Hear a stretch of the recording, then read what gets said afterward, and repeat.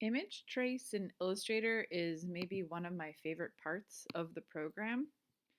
As long as you open a very high contrast drawing, you don't actually have to use the pen tool to draw all of the vector points. The program will do a lot of it for you. So let's look at this drawing. So this is going to work pretty well for us just because of the way that it is so high contrast.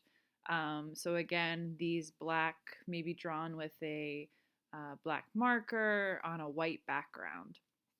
So the first thing that you can do is with your black arrow tool, you can select the image, and then you're going to come up to the top here to image trace. Click that button.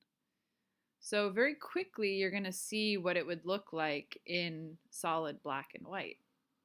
If you come up here to this option menu, this image trace panel, you're going to get a lot of additional options. The first thing you always, always, always want to do is click this checkbox for ignore white.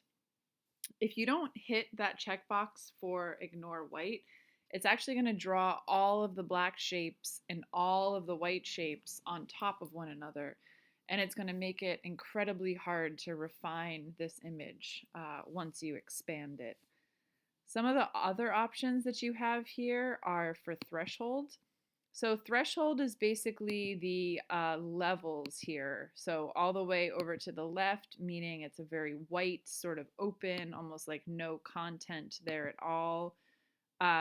All the way over to the right, this more option is going to be a super dense, like very kind of heavy mark. So based on what your image is, you want to kind of move this slider around until it's kind of the appropriate density that you want.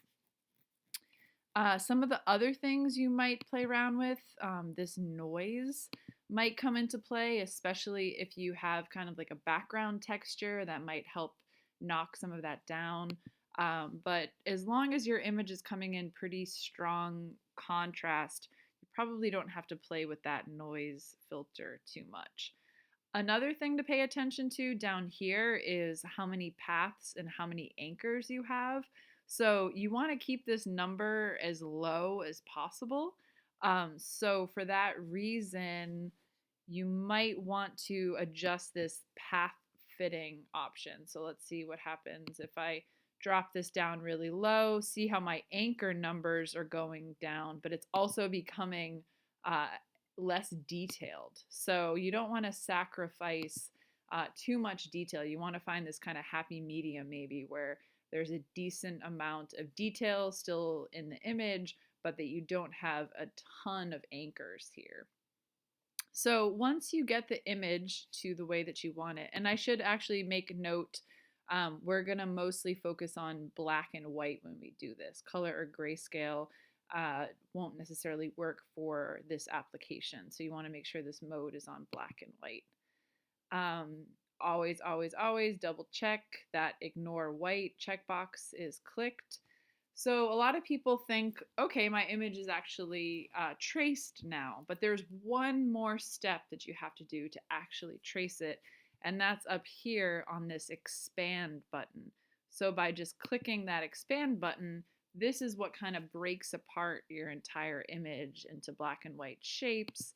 And now if we go and zoom in, we can begin to click, maybe perhaps with our white arrow tool, on any of these individual vector points and move them around. So say we want to make the hair be slightly different, we can go in and now we can independently move these vector points around. Some other things that you want to do to clean up this image is use this eraser tool. So the eraser tool is amazing. So say, you probably don't want this black border around everything.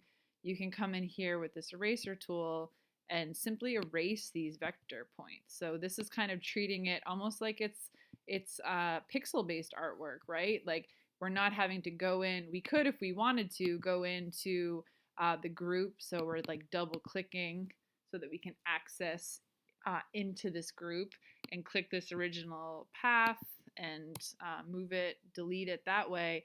But the really nice thing about this eraser tool is it just kind of allows you to go in and erase it as if it was a pixel-based image. The same thing can be true for, say, this hair. Say we're like, oh, actually, we don't want any of this rough texture here. We just want to go in and kind of smooth that all out. We could come in here with this eraser tool, erase that, and then we can see that these paths have been modified for us. It reduced it to just 1, 2, 3, 4, 5 vector points and got rid of all of that. So the eraser tool is a great way to work in this program, kind of if you want to work in like a more painterly way.